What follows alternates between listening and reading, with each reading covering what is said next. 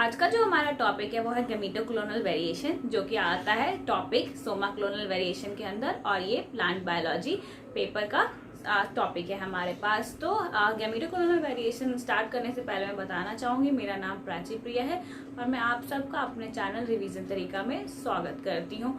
तो गैमीटोक्लोनल समझने से पहले हमें सोमा क्लोनल वेरिएशन क्या होती है, उसकी मॉलिक्यूलर बेसिस, कैरेक्टरिस्टिक, आइसोलेशन, ये सब समझना ज़रूरी है।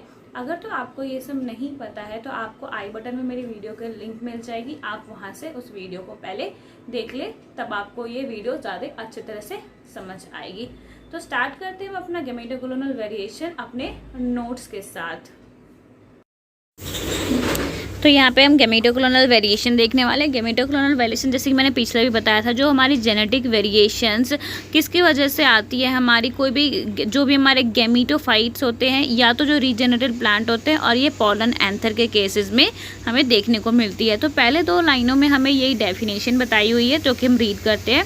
The genetic variations present among cell cultures derived from gametophytes and or among plant regenerated from them is called gametoclonal variation। तो यहाँ से डेफिनेशन हमें क्लियर होती है। फिर आता है हमारे पास generally such cells are obtained through anther और पॉलन कल्चर, मतलब ये एंथर या पॉलन कल्चर से हमारे पास ऑब्टेन होता है, and they are ordinarily haploid, ये हैप्लॉइड आता है। उसके बाद नेक्स्ट पॉइंट में हम देखेंगे कुछ फीचर्स हमारे पास गैमीटोक्लोनल के कौन से फीचर्स होते हैं। तो यहाँ पे 4 फीचर्स लिखे हुए हैं। तो फर्स्ट फीचर्स क्या आता है हमारे पापास, जो भी हमारे पास जनरेशन्स होती है R0 और R1 वाली जनरेशन्स, उसको रिलेटेड कुछ बताया है, मैं बताती हूँ। Since the cell plants are haploid, मतलब जो सेल प्लांट्स होते हैं वो हैप्लॉइड होते हैं। दे रीडली एक्सप्रेस, मतलब वो जो रेसेसिव वाले म्यूटेशंस होते हैं उसे भी ये एक्सप्रेस करते हैं R0 जनरेशन में खुद से। बट सिलेक्शन, जब सिलेक्शन की जाती है तो ये R1 जनरेशन में अपने आप को एक्सप्रेस करते हैं। उसके बाद क्या होता है, कुछ टाइम के बाद ये थोड़ी सी कन्फ्यूजिंग हो जाती है। In order to avoid the confusion effective of the tissue culture regeneration hardening ETC रिजाइंस। उसका सेकंड पॉइंट आता है हमारे पास, in case of sporophytes during the anther explant. अब स्पोरोफाइट्स केस में जो क्या होता है, एंथर अगर होमोजाइगस होगा तो जेनेटिक वेरिएशन उसमें प्रेजेंट होगी सेल्स की रीजनरेशन में, will due to the gametoclonal variation, ये हमें पता ही है। उसके बाद आता है, अगर तो जो हमारे पास स्पोरोफाइट्स होगी वो हेट्रोजाइगस होगी, तो सेग्रेगेशन और जो रिकम्बिनेशन होगी उस वाले पोर्शन में जो हमारे जेनेटिक वेरिएशंस हमें देखने को मिलेगी, जो कि हमारे रीजेनरेटेड प्लांट होगा। पर इस केस में होता है कि थोड़ा हमें डिफ़िकल्ट हो जाता है हमें डिटरमाइन करना कि गैमीटोक्लोनल वेरिएशन की कंट्रीब्यूशन कहाँ पे है। तो क्या कहते हैं, इसमें एक कंपैरिजन की हमें ज़रूरत होती है, जो कि हमारे वेरिएशन या जेनेटिक वेरिएशन प्रेजेंट सेक्सुअल और रीजेनरेटेड प्रोजेनी में हमें कंपैरिजन करके देखना होता है। थर्ड पॉइंट आता है हमारे पास, utilization of gametoclonal variation can be possible only after chromosome number itself. मतलब यूटिलाइजेशन करनी होगी अगर हमें गैमीटोक्लोनल वेरिएशन की, तो वो तभी पॉसिबल है जब हमारे पास कोई एक कंपैरिजन होगा, और जब हमारा क्रोमोसोम नंबर डबल हो जाएगा। और डबल कब होगा, उसके लिए हमें क्या करना होगा, कॉलजीसिन की ट्रीटमेंट करनी होगी। फिर नेक्स्ट पॉइंट में हमें यही बता रहा है कि अगर हम कॉलजीसिन की ट्रीटमेंट करते हैं तो उससे क्या होगा, एडिशनल जो हमारे पास कुछ चेंजेस, जेनेटिक वेरिएशंस आने का बहुत ज़्यादा इफेक्ट बढ़ जाता है। उसके बाद पॉइंट आता है हमारे पास, gametoclonal variation has been describe in tobacco, potato, barley, wheat, इन सब में देखा गया है। इनफैक्ट मतलब जो फर्स्ट रिपोर्ट है डिजीज़ रेजिस्टेंस का, वो हमारे पास स्यूडोमोनास के किसी स्ट्रेन्स में देखा गया था, using methionine sulfoximine as a selection agent. Selection agent कौन सा लिया था, मेथियोनिन सल्फोक्सामाइड। ये हमें नाम याद रखना होगा सिलेक्शन एजेंट का, क्योंकि ये फर्स्ट रिपोर्ट है, कभी भी MCQ में आ सकता है। किस साइंटिस्ट के द्वारा की गई थी, कार्लसन इन 1973। उसके बाद क्या जो एक्सप्लॉइटेशन थी गैमीटोक्लोनल वेरिएशन की, उसको भी कल्चर किया गया कि हम देख सके कि आगे क्या होता है।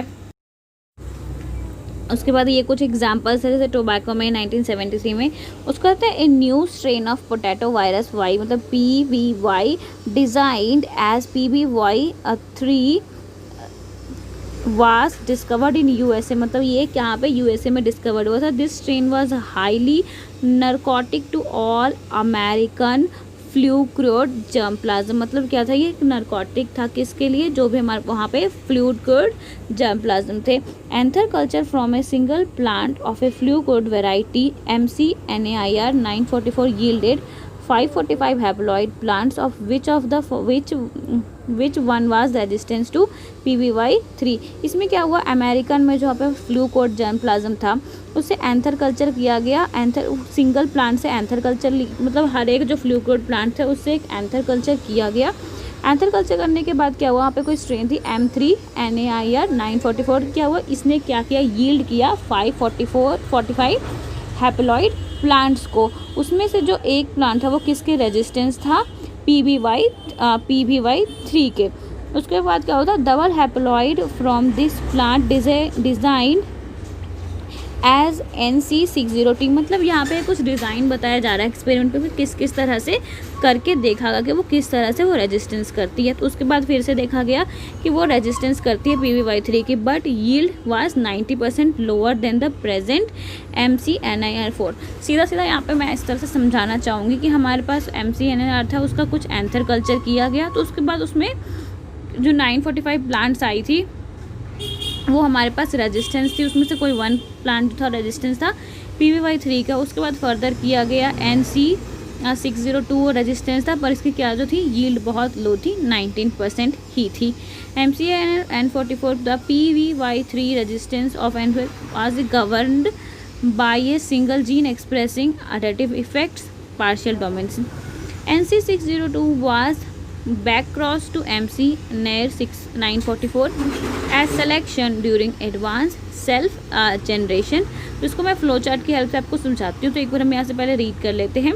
Yield to PBY3 resistance line NCT G51 and NCT G52, these lines were good yielders as McNair 944।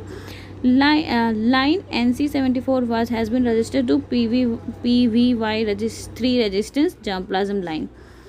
This example also highlights the need of hybridization in case of backcross and selection in the case of such programs।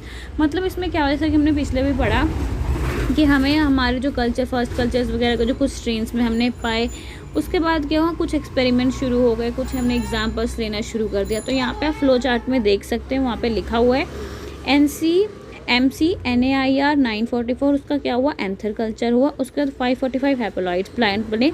उसके बाद क्या, उसे हमें strain डाला तो एक plant survive हो गया, मतलब एक प्लांट ने रजिस्ट उसके खिलाफ उसने रेजिस्टेंस कर ली थी। उसके बाद क्या हुई, उसकी क्रोमोसोम डबलिंग हो गई। उसके बाद NC602 आ गया। उसके बाद भी हमने ये वाला स्ट्रेन डाला। उसके बाद यील्ड को टेस्ट किया तो कुछ रेजिस्टेंस कर गए, पर क्या हुआ, 90% जो थी वो लो थी। उसके बाद बैक क्रॉस्ड विथ MCNA, उसको हमने फिर से बैक क्रॉस्ड किया, सेल्फिंग और सिलेक्शन की। तो हमारे पास ये जो NCTG51 NCTG52 है, ये रेजिस्टेंस कर गए PBR3 को। तो yield compare to that of MCNAIR 944 likely to be realised for the commercial cultivation. तो कमर्शियल कल्टीवेशन के लिए हमने कौन सा चूज़ कर लिया, MCNAIR, क्योंकि इसकी जो सर्वाइवल रेट थी वो ज़्यादा थी, और जो नीचे हमारा थी NC602 उसकी जो यील्ड थी वो 19% लो थी।